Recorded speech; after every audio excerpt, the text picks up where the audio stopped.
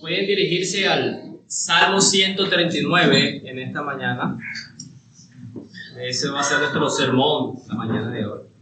Mientras van buscando el Salmo 139, solamente una actualización de noticias.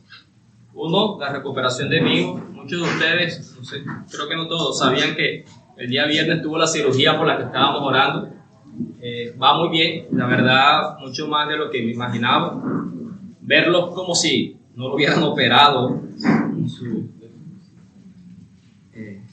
ser tan activo. Salmo 139. Y lo otro es que la luz se fue a las 8:10 de la mañana. Y en este sector se iba a las 8:10 y llega a las 5:30 de la tarde, si cumplen. Los demás sectores se iba a las 6 de la mañana y llega a las 5.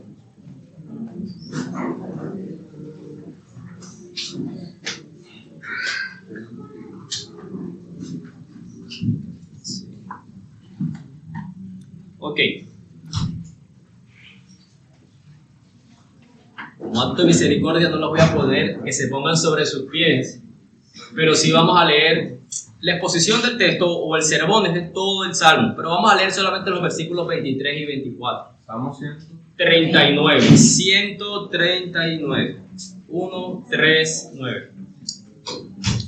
Yo voy a leer el versículo 23 y de manera unánime leemos el versículo 24. ¿Están ahí? ¿Salmo? Amén. Listo. Leo la palabra del Señor. Escudriñame, oh Dios, y conoce mi corazón. Pruébame y conoce mis inquietudes. Juntos.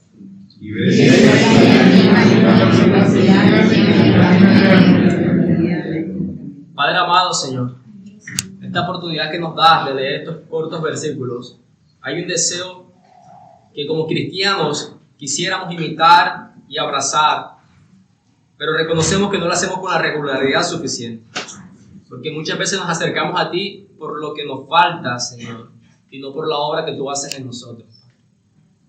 Danos entendimiento de cómo David llegó a pronunciar esta petición al terminar este salmo, y permite que al igual que él, la verdad de tu palabra nos transforme el corazón para que nuestras oraciones luzcan de esta manera. Nuestra esperanza está, Señor, en que Cristo ha hecho méritos para que esta oración sea contestada y para que esta oración sea escuchada. No hay en nosotros, Señor, nada por sí solo en nosotros que nos haga ser aceptables por ti.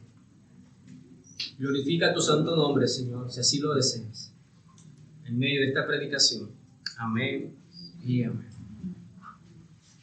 Lo que vamos a hacer respecto a la lectura del Salmo es que a medida que los puntos se van desarrollando, lo iremos leyendo en conjunto.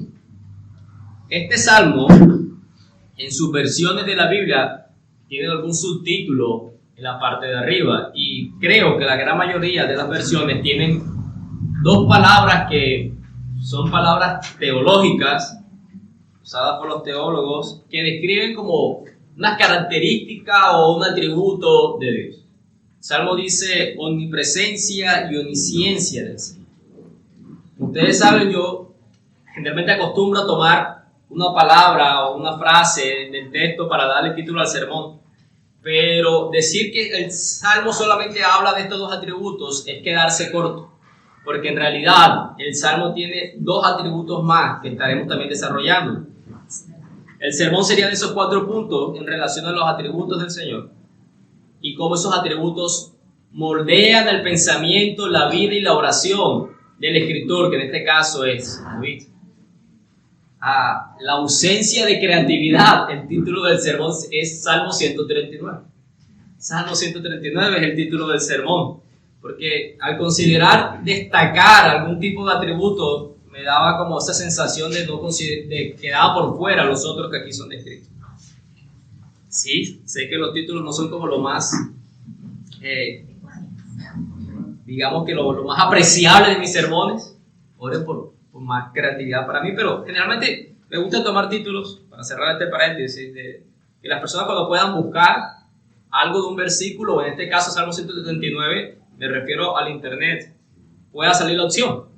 Si alguien saca el Salmo 139 en YouTube, pueda salir la opción de esta predicación, por poner un ejemplo. Y lo mismo con los demás versículos. Cuando están buscando versículos, pueda salir la opción.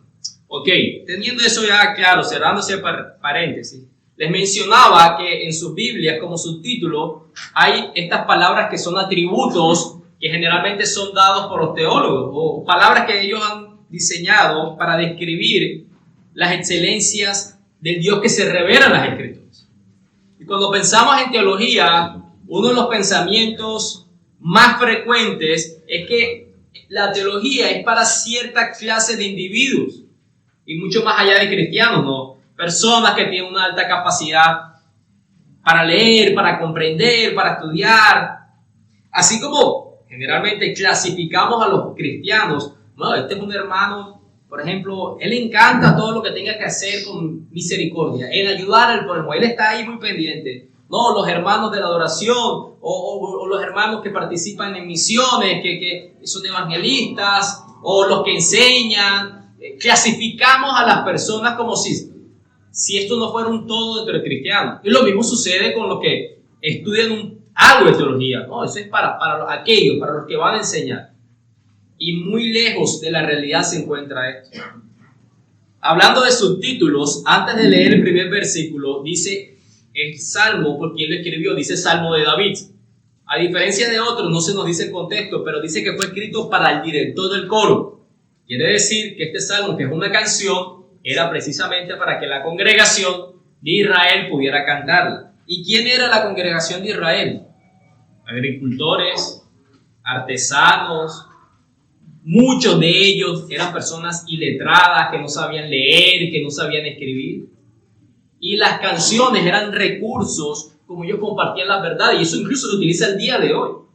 Ustedes pueden ver videos de etnias o de personas que de pronto no son académicas, y sus canciones, particularmente en África, son relatos de sus propias vivencias, de sus propios conocimientos, de lo que están, transmiten información, la musicalidad para transmitir información. En este punto quiero hacerles ver que la doctrina y la teología es para todos nosotros. Por eso fue escrito.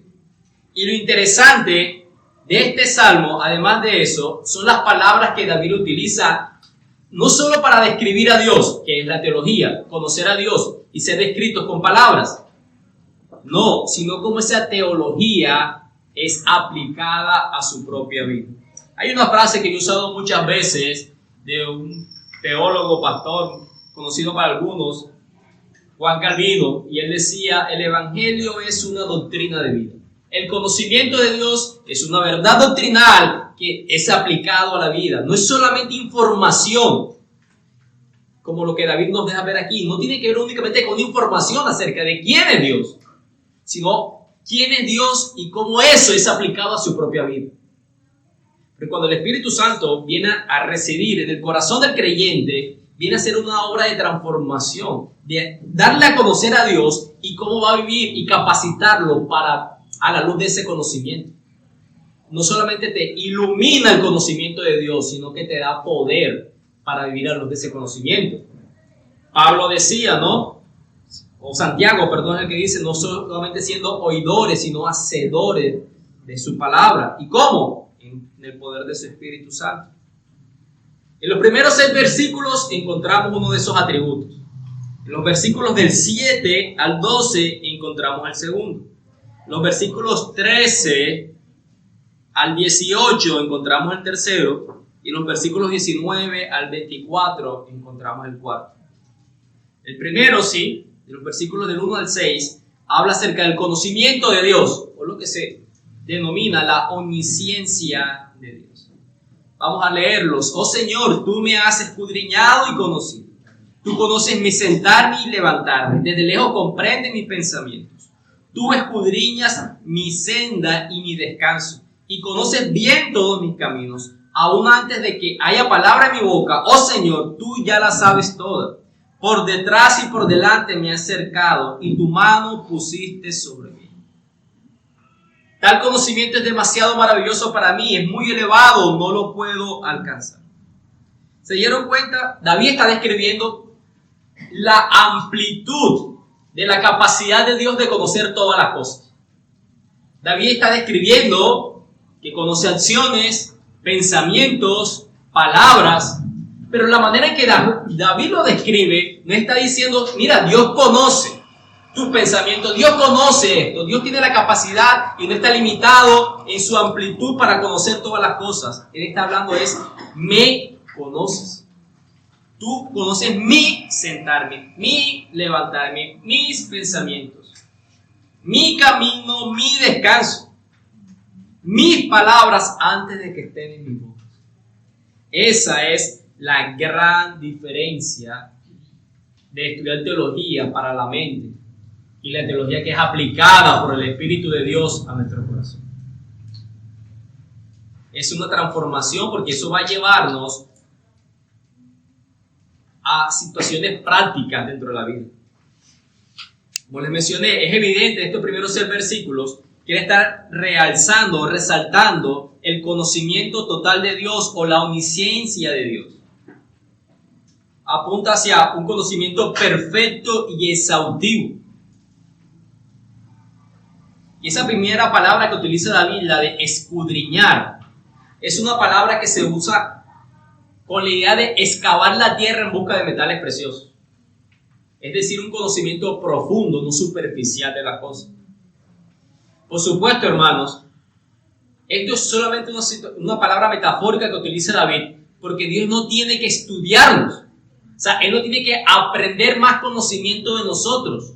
Su conocimiento es pleno y siempre ha sido pleno y total. Y yo sé que para nosotros comprender ese concepto tiene dificultad, porque usted y yo, a la medida que crecemos biológicamente, crecemos en conocimiento. A mayor capacidad de aprendizaje, mayor capacidad de aprender algo nuevo. Y por eso nosotros vemos el conocimiento como algo que se adquiere. Pero en Dios no es así. Su conocimiento siempre ha sido pleno desde la eternidad. Dios sabe todo. Él conoce nuestras formas más íntimas, nuestros pensamientos más profundos y nuestras acciones. Tú conoces mi sentarme y mi levantarme. Dice el versículo 2. ¿A qué está apuntando eso? Hacia lo que se hace.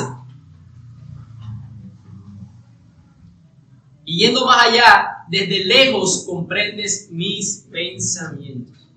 Desde lejos comprendes mis pensamientos.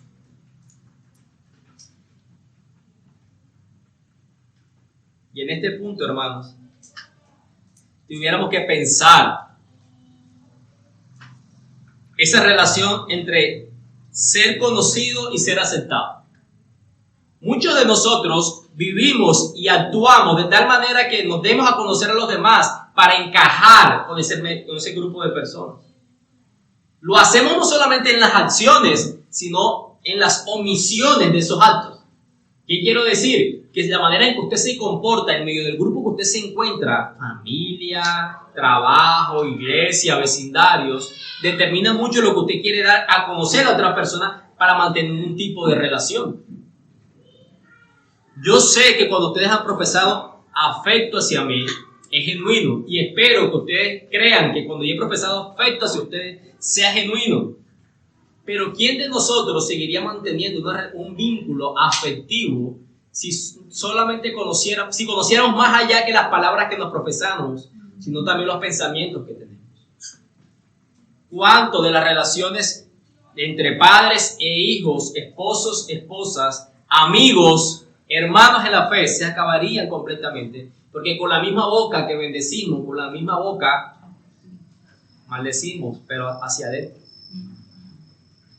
Es increíble cómo David, aquel quien la Biblia describe como el joven conforme al corazón de Dios, pero que al mismo tiempo pecó de una manera escandalosa, pueda decir: tú conoces mis pensamientos. Tú conoces mis pensamientos. Y una de las cosas que podemos llegar a considerar, y lo miraremos un poco más en el versículo 6, es que lejos de que este atributo nos aleje de Dios, nos acerca a Él. Decíamos, ¿qué seríamos si los unos a los otros conociéramos no solamente las palabras, sino los pensamientos? ¿Cuál sería la respuesta más lógica? Nos separaríamos. Si no soportamos la crítica verbal, No soportaríamos los pensamientos ofensivos, denigrantes y vulgares que tenemos los unos hacia los otros. Y David está describiendo que todo lo que en su corazón hay, no solo hacia los demás, sino en todo lo que él piensa, incluido hacia Dios, Dios mismo lo conoce. Tú escudriñas mi senda y mi descanso y conoces bien todos mis caminos, mis acciones, por donde ando. A tal punto es el conocimiento de Dios sobre David, que dice, antes de que haya palabra en mi boca, oh Señor, tú ya la sabes. No solo se trata de lo que externamente conocemos los hombres, se trata que solamente Dios conoce lo que está en el corazón del hombre.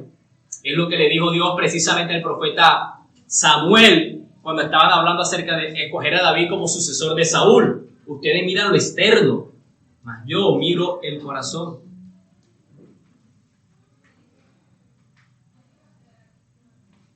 No hay, y eso es parte de lo segundo, pero no hay un lugar donde Dios no pueda llegar a manifestar su conocimiento de todas las cosas. Digo que sería lo segundo en el segundo punto de los versículos, en el versículo 11, donde está hablando acerca de las tinieblas y de los lugares. Aún ahí el conocimiento de Dios es manifiesto.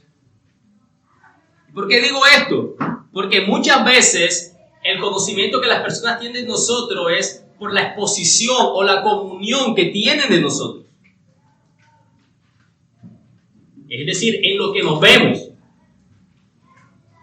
Por eso nos intentamos que barrer, levantar la alfombra y esconder la basura ahí, como las caricaturas. Y lo digo frente a nuestras acciones. Intentamos tener un tipo de vida donde las personas puedan tener una imagen adecuada de nosotros.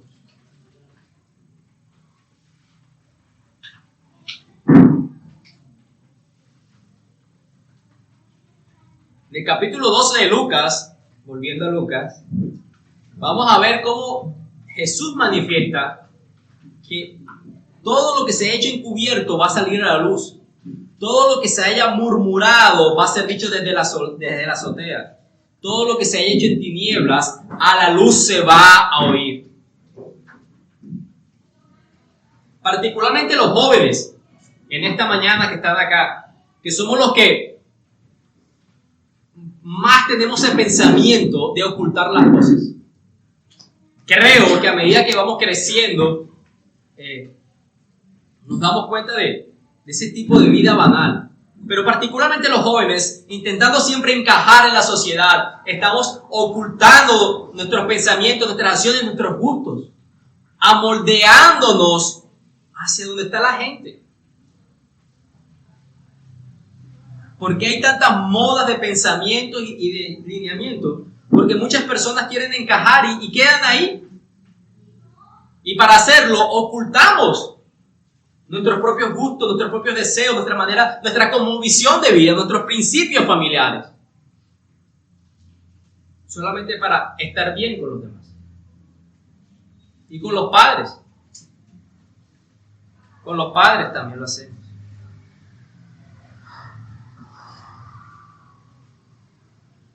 Recuerdo tantas veces, no sé si usted lo pudo hacer en mi infancia, o adolescencia más bien, infancia y adolescencia, cerca de los 20 años. Recuerdo la particularidad de un amigo que chocó el carro del papá y cómo le sacó el pangón solamente y los rayones. Me decían, no se da cuenta. Cómo su urgencia de buscar a una hora inadecuada un latonero que le solucionara, porque su mayor temor era que su papá se diera cuenta. No sé, ¿qué tiene usted en su mente y en su corazón? ¿Qué tipo de acciones ha tenido usted en su vida? Y este texto no está apuntando a que usted tenga que darlo a conocer delante de toda la congregación y tenga que pararse a contar lo desconocido. Está apuntando de que ciertamente tenemos una gran capacidad para ocultarnos mutuamente, pero ninguna capacidad para ocultarnos nuestros pensamientos, acciones, palabras delante de Dios. Podemos engañarnos a nosotros mismos incluso, creyéndonos algo que no somos, pero jamás podremos ocultarnos del conocimiento de Dios. Versículo 5 lo describe como una ciudad asediada, por detrás y por delante me has cercado y tu mano pusiste sobre mí. Cuando los niños están pequeños y tú quieres mantenerlo como un ambiente de seguridad, puedes utilizar, o cuando están intentando caminar muy pequeños sus primeros pasos, ellos van caminando tambaleándose y tú dejándolo que aprenda, la manera más segura es que pones una mano delante y la otra detrás, sin agarrarlo. El hecho es como de mantener un círculo o un escenario de seguridad, que no se salga de tu control. Esta es la imagen que David nos deja ver acá. Todo lo que somos nosotros siempre está bajo el dominio y la soberanía de Dios. ¿Cuál debe ser la reacción y nuestra primera aplicación de este conocimiento? Es la del versículo 6. Para que es incrédulo, ciertamente puede sentir temor en su corazón. Está siendo expuesto día tras día delante de Dios. Si tú no crees que Dios va a retribuir tus acciones, ¿por qué lo buscas cuando las situaciones no son como las que tú esperas en tu vida? ¿Por qué crees en un Dios que puede solucionar tus inconvenientes, pero no quieres creer en un Dios que va a demandar juicio en tus acciones? Cuando crees solamente una parte, estás viendo a Dios con D pequeña, estás viendo un ídolo que tú mismo has fabricado. Pero para el creyente, saber que nuestro Dios tiene esa capacidad de conocernos íntima, exhaustivamente, ampliamente, profundamente, produce lo que dice el versículo 6. Tal conocimiento es demasiado maravilloso para mí. Es muy elevado, no lo puedo alcanzar. David no está describiendo la capacidad de conocer de Dios, está describiendo y admirando, disfrutando, glorificando el conocimiento que tiene Dios sobre él. ¿Vieron eso? Porque precisamente describíamos que a pesar de lo que David es, hace, piensa y habla, este conocimiento no ha hecho que Dios se aleje de David. Este conocimiento hizo que Dios mantuviera la promesa que le hizo a David. Una promesa que mantenía su linaje y que de su linaje vendría el verdadero rey. Y es para lo mismo para el creyente. Conocer a Dios no debe llevarnos a apartarnos de Dios. Conocer a Dios es nuestro descanso para ir a Dios. Dice un autor, no hay lugar para refugiarse de Dios. El refugio de Dios es en Él mismo. Y hablando de lugar, da paso a nuestro segundo punto, que es la omnipresencia. ¿Qué es la omnipresencia? La presencia de Dios en su plenitud, en todas partes, en todo momento. Son los versículos 9 al 12. Perdón, versículos 7 al 12. ¿A dónde me iré de tu espíritu? ¿A dónde huiré de tu presencia? Una pregunta. Si subo a los cielos, allí estás tú. Si en el Seol preparo mi lecho, allí tú estás. Si tomo las alas del alba y si habito en lo más remoto del mar, aún allí me guiará tu mano y me tomará tu diestra. Si digo ciertamente las tinieblas me envolverán y la luz a mi alrededor será noche, ni aún las tinieblas son oscuras para ti. Y la noche brilla como el día, las tinieblas y la luz son iguales para ti. ¡Wow! La descripción que hace David de dónde se encuentra la presencia de Dios y de dónde no puede huir de esa presencia es tan clara que lo que yo pueda añadir creo que va a entorpecer lo que ya Dios le dio en sabiduría a David. Pero tenemos como propósito exponer su palabra. ¿Qué está describiendo a David aquí? Cómo Dios está no solamente sabiendo todo, sino estando en todo lugar. Y lo hace en primer lugar a manera de pregunta. ¿A dónde puedo huir? ¿A dónde me iré de tu presencia? ¿A dónde puedo huir de tu espíritu? Yo creo que David, inspirado por el Espíritu Santo, habla acerca de la presencia de Dios, luego de hablar del conocimiento de Dios, para aquellas personas que al escuchar sobre el conocimiento de Dios quisieran pensar que pueden seguir escabulléndose, es ilegítimo ese pensamiento. Él no solamente sabe todo, sino que Él está en todo lugar, en todo momento, con todo lo que Él es. Nuevamente, es una imagen difícil para nosotros, porque nosotros estamos solamente en un solo lugar. Creo que afuera hay unos hermanos que al escuchar mi voz saben que yo estoy aquí, porque escuchan mi voz.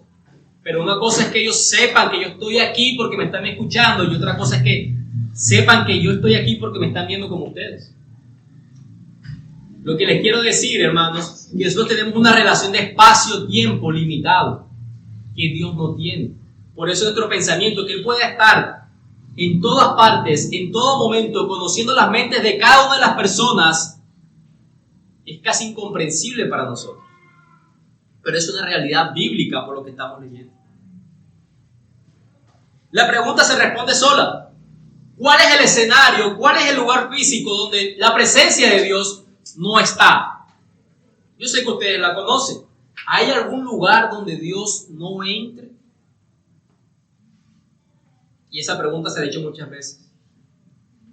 Oh, que Dios no está en los bares, que Dios no está en los prostíbulos, que Dios no está en X o Y en los laboratorios de cocaína, en cualquier X o Y escenario. En realidad es así. David empieza como a analizar los escenarios. En los cielos, bueno, tú estás ahí. En el Seol, es decir, en el infierno, allí tú estás. ¿Cómo así que en el infierno está Dios? Pues mis hermanos, el infierno es el lugar donde Dios está solamente con su justicia y aplicando su ira. Nada de misericordia, nada de amor, nada de perdón, pero con su presencia castigando el pecado de aquellos que se rebelaron en contra de Él. ¿Habían pensado en eso? Dice, ¿qué tal si tomo las alas del alba? Es como montarse en los rayos de luz. David no conocía toda la información científica al día de hoy de que la luz viaja a 300,000 kilómetros por hora. Pero David comprendía que no había nada más rápido que la luz. Y si yo tomo la capacidad de moverme lo más rápido posible del mundo, ¿será que Dios tiene la capacidad de seguir mi paso? Dice que sí. Si voy a lo más remoto del mar, aún allí me guiará tu mano y me tomará tu diestra. Este es un punto aplicativo que lo miraremos ahorita. En las tinieblas, creo que es lo suficientemente oscuro para que Dios no me vea. Y dice, mira, las tinieblas y la luz son iguales para ti.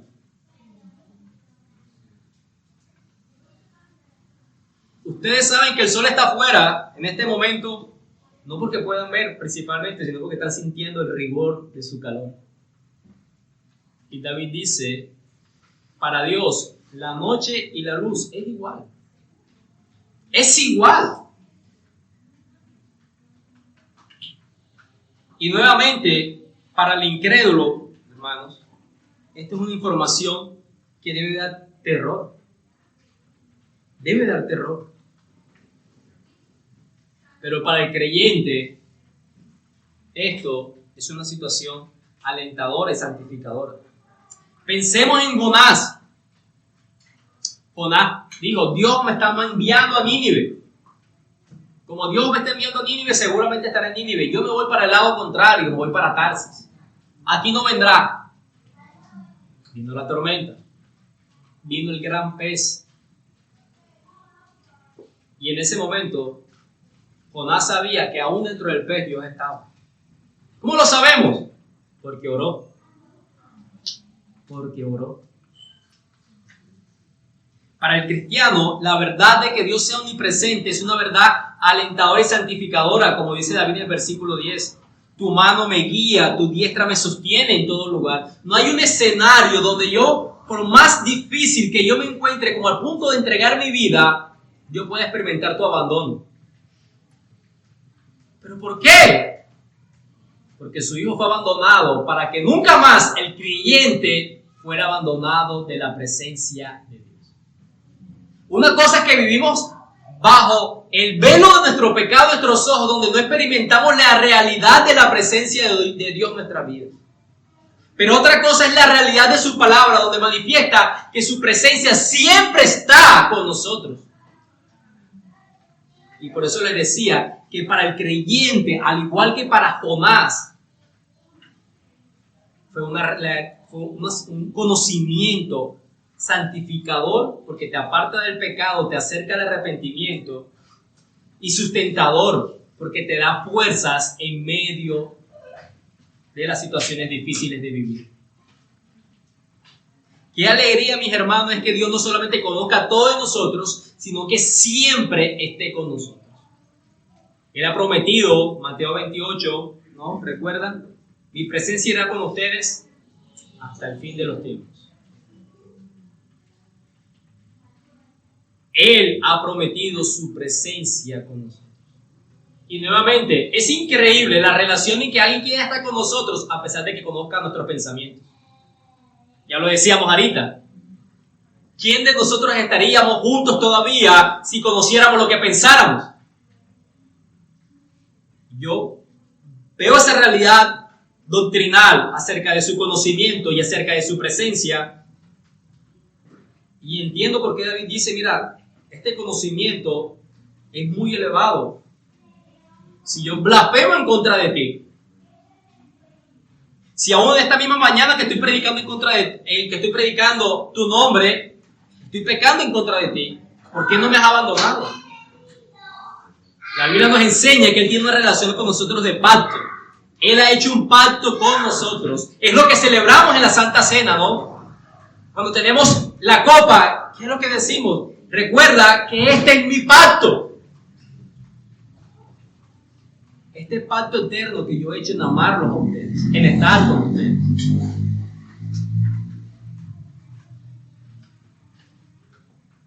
Luego viene un tercer atributo, que está en los versículos 13 en adelante. Porque tú formaste mis entrañas, me hiciste en el seno de mi madre, te daré gracias porque asombroso y maravillosamente he sido hecho. Maravillosas son tus obras y mi alma lo sabe muy bien. No estaba oculto de ti mi cuerpo cuando en secreto fui formado y entretejido en las profundidades de la tierra. Tus ojos vieron mi embrión y en tu libro se escribieron todos los días que me fueron dados cuando no existía ni un solo de ellos. Cuán preciosos también son para mí, oh Dios, tus pensamientos. Cuán inmensa es la suma de ellos. Si lo contaran, serían más que la arena. Al despertar, aún estoy contigo. ¿De qué está hablando aquí David? Acerca del poder de Dios creativo. Acerca de su capacidad de crear, lo que conocemos como su omnipotencia. Y que está usando David la ilustración de su propio cuerpo. Dentro de las cosas creadas por Dios, yo creo que algo nos puede asombrar es el cuerpo humano. Entre más conocemos sobre el cuerpo humano, más pensamos en la sabiduría de Dios. ¿Recuerdan que yo les decía que la incredulidad nos lleva a ser ilógicos?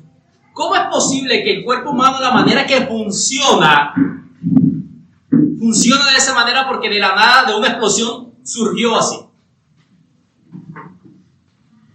Es un diseño divino, construido por alguien. Póngase a pensar en su propio cuerpo. ¿Qué tiene que suceder para que se mueva un brazo, echamos aire, todo lo que estamos haciendo? ¿Qué es lo que sucede para respirar? ¿Cuántos años de existencia lleva la humanidad para llevar a los niveles clínicos en los que ha llegado a este punto? Un trasplante, por ejemplo. ¿Cuántos años de existencia? ¿Y qué le costó a Dios?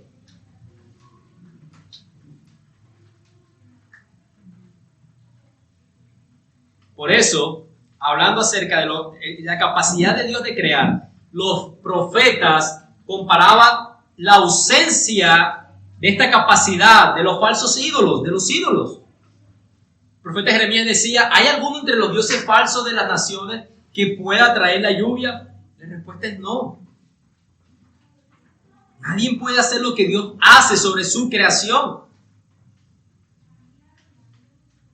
Y David la está aplicando acerca de su propio cuerpo. David ya está pasando algo cada vez más íntimo. Me conoces, estás conmigo y me creaste. tú me hiciste. Tú formaste mis entrañas, me hiciste en el seno de mi madre. No estaba oculto de ti mi cuerpo. Versículo 15. Cuando en secreto fui formado. ¿Qué quiere decir cuando en secreto fui formado? No está hablando que la relación de su papá y su mamá sexual fue un asunto oculto, es decir, lujurioso. Por cierto, es evidente dónde vienen los niños. El punto de lo que está diciendo es, mi mamá no sabía que ya dentro de ella, en su vientre, estaba yo formado y ya tú lo sabías. ¿Cuántas semanas tienen que pasar para poder escuchar latir el corazón? ¿Cuántas? Juli. 5, 6. Es increíble que nosotros tengamos que esperar para saber que la vida fue fecundada. Pero Dios ya lo sabía desde el primer momento. Hablando del embrión, obviamente David no conoce todo lo que conocemos de anatomía, pero David sabía el crecimiento que tiene un bebé por dentro, que empieza como una pequeña semilla, termina como un bebé desarrollado. Pero en todo momento David está atribuyendo la vida a esa criatura. Y aquí obviamente tengo que hacer un paréntesis con lo que tiene que ver con el aborto. La vida empieza cuando el dador de la vida lo proclama. Es increíble cómo muchas personas pueden aceptar el aborto, pero considerar que el matrimonio termina cuando alguno de los dos fallece. El mismo que dice que el matrimonio termina cuando alguno de los dos fallece, que lo dijo fue Dios, lo que ha unido Dios no lo separa el hombre, solamente puede ser separado por la muerte de uno de los dos cónyuges, es el mismo que ha dado la vida. Y la vida, según este texto, empieza desde el momento de la fecundación, del espermatozoide al hombre. Desde ese momento, David está describiendo que Dios lo había traído a la vida. Y en esta porción, hablando acerca del poder de Dios y de la omnipotencia de Dios, David no solamente describe el cuidado de Dios para hacerlo. Formaste mis entrañas, me hiciste en el seno de mi madre. Tus ojos vieron mi embrión, sino que también está describiendo, ¿saben qué? El cuidado de Dios, el propósito de por qué fue creado. Todos conocemos que hay un día de nacer y hay un día de morir, que nadie puede incluir un día más a su vida del que ya esté determinado, que es una prerrogativa de Dios, es una voluntad de Dios sobre todas las personas.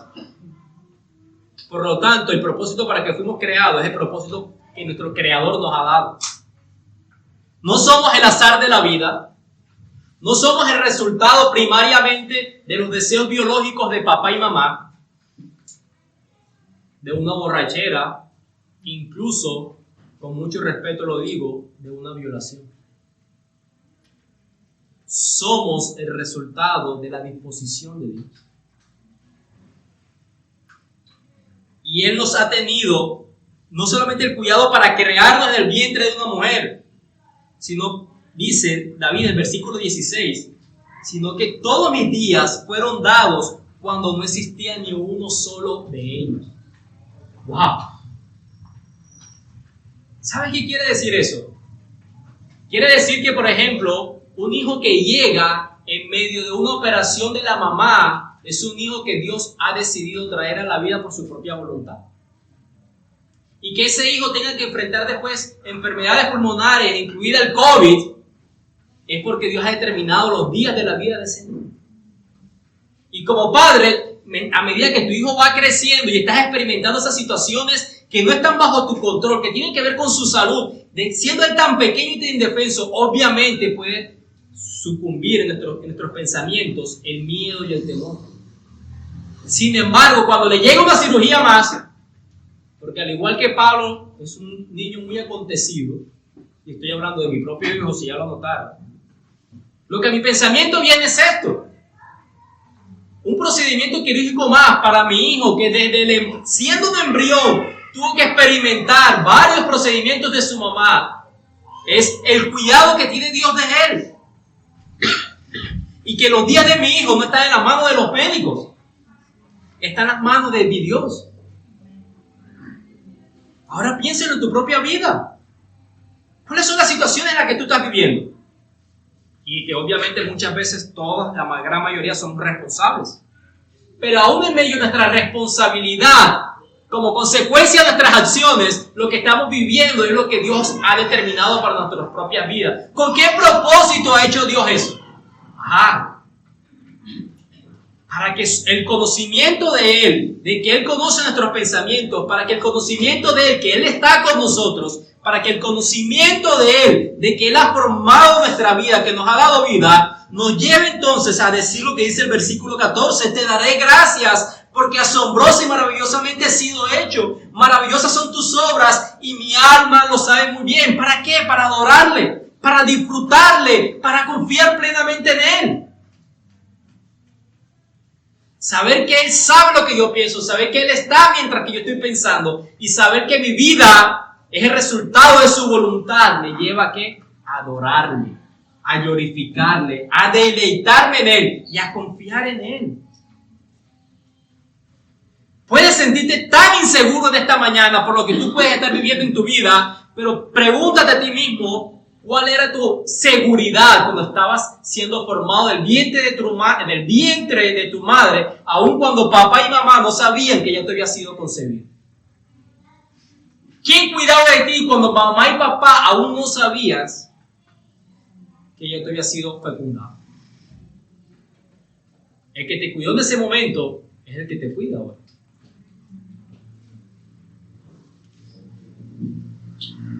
Más adoración en el versículo 17 y 18. Tus pensamientos, Dios, oh, cuán preciosos son. Si yo los contara, sería más que la arena. Al despertar, aún estoy contigo. Es posible que David estuviera orando como nosotros, entre despiertos y dormidos. Contemplaba a Dios, se dormía, se despertaba, seguía contemplando a Dios. O es posible que él está hablando acerca del cuidado que tiene Dios después de dormir y despertarse. Cualquiera de las dos. Nos da paso para nuestro último punto del sermón, los versículos 20 al 24. Porque hablan contra ti perversamente y tus enemigos toman tu nombre en vano. Y preguntan, ¿no odio a los que te aborrecen, Señor? Y no me repugno a los que se levantan contra ti, los aborrezco con el más profundo odio. Se han convertido en mis enemigos.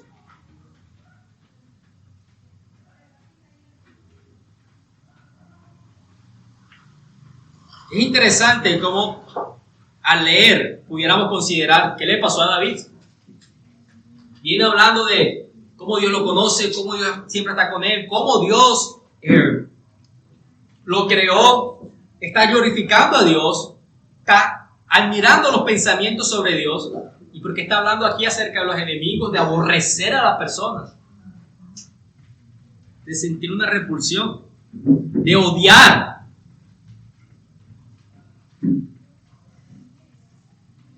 Es importante, hermanos. Primero, un conocimiento rápido de este tipo de lenguaje. ¿Cómo es posible que la Biblia deje ver una oración acerca de odio hacia alguien cuando la Biblia nos manda a amar a los enemigos? Lo primero que tenemos que pensar es que esto es una oración. ¿A quién está dirigiendo David sus palabras? ¿A sus enemigos o a quién? Versículo 1 nos dice, ¡oh Señor! Y la oración todavía continúa. Es un cántico, pero es una oración. Esto es una oración que está presentando David a Dios. Esto no es un programa o una agenda que David está desarrollando en contra de los malos. Él no está persiguiéndolo, por decirlo de alguna manera, a no ser que sea ordenado por Dios como rey de Israel.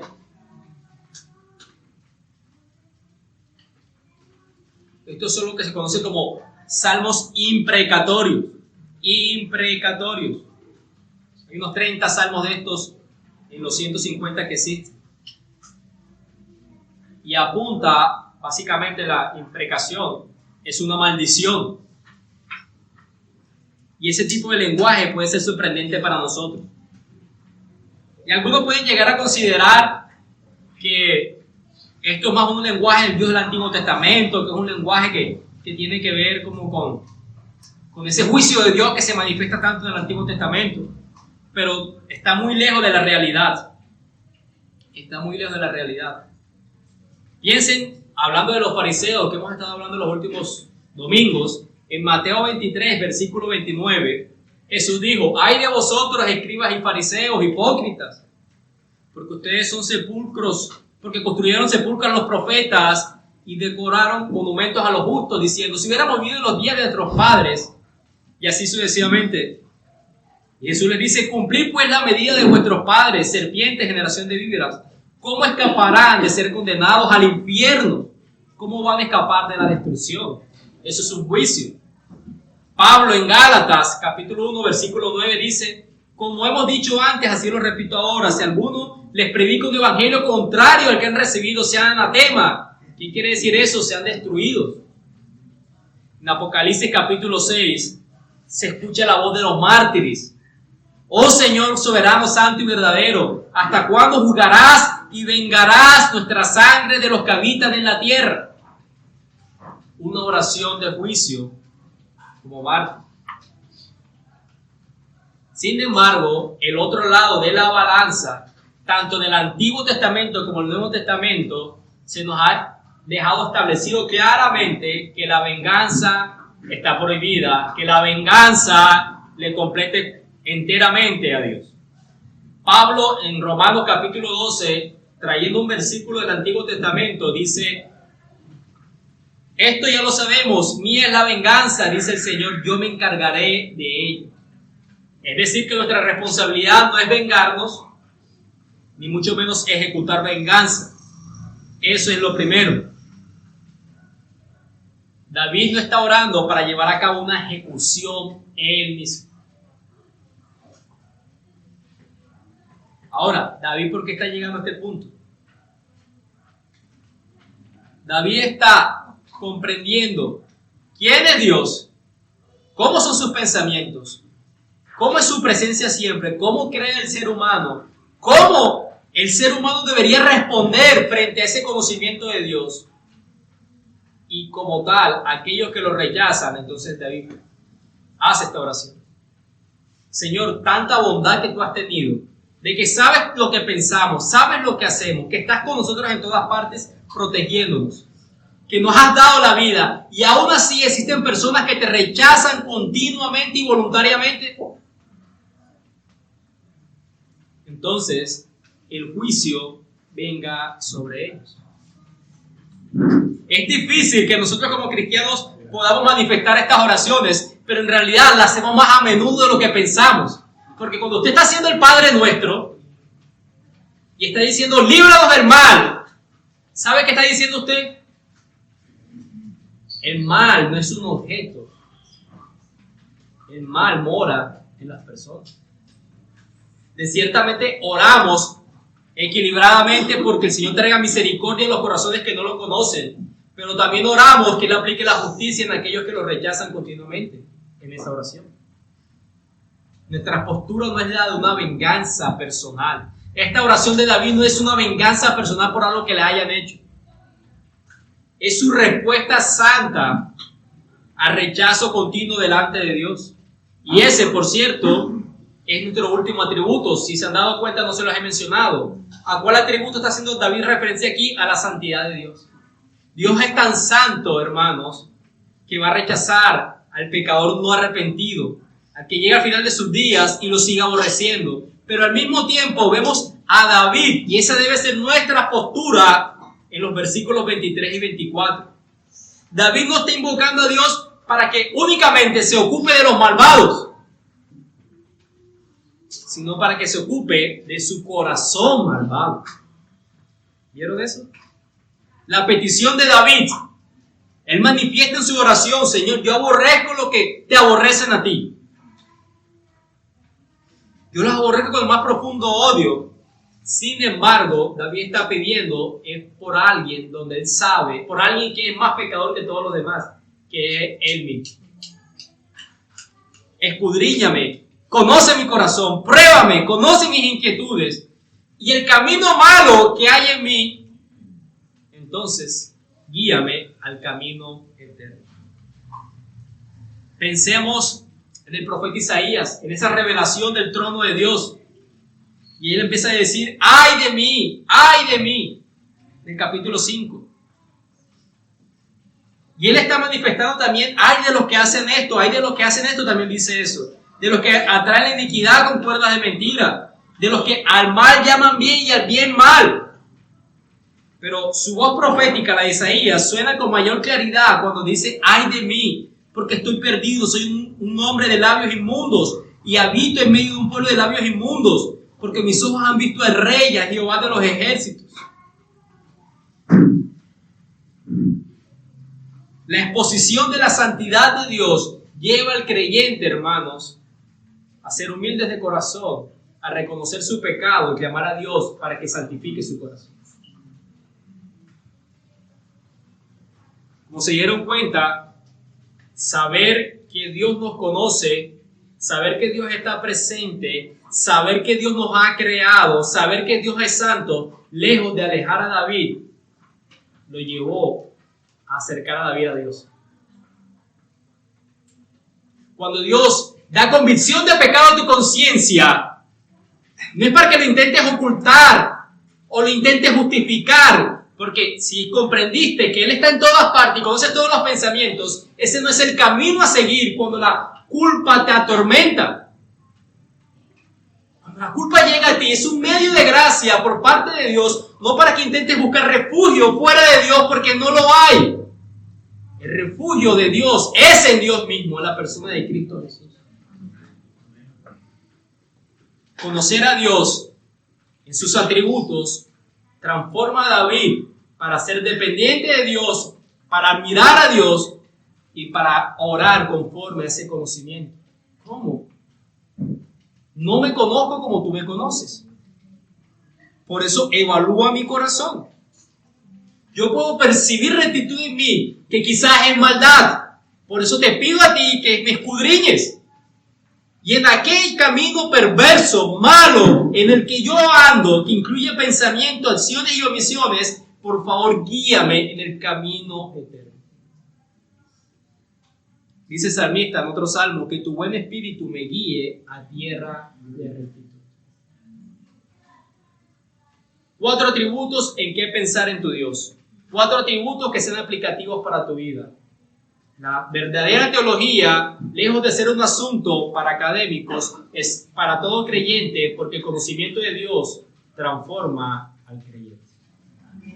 Padre amado, Señor, te damos gracias en esta mañana. Gracias porque sé que es difícil para mis hermanos poder concentrarse en medio de este clima. Pero, oh Dios, David, lejos de huir de tu presencia, al admirar, al orar, a tu conocimiento, Señor, de lo que tú eres, hizo estas oraciones que tienen que ver consigo mismo, Señor. Que el conocimiento de ti nos acerca a ti, que el conocimiento de ti nos transforme, Señor, que nos haga más cercano a ti, que podamos glorificarte más, que podamos depender más de ti, que podamos disfrutar más de ti, Señor. No tengamos temor a adquirir conocimiento de ti. Significa entonces, Dios, que si oramos para poder conocerte más, será una oración que tú contestarás. ¿Por qué queremos conocerte más, Señor? Para ser transformado a la luz de tu conocimiento. Y que en esto Cristo sea glorificado. Bendito seas, Dios. Amén y amén.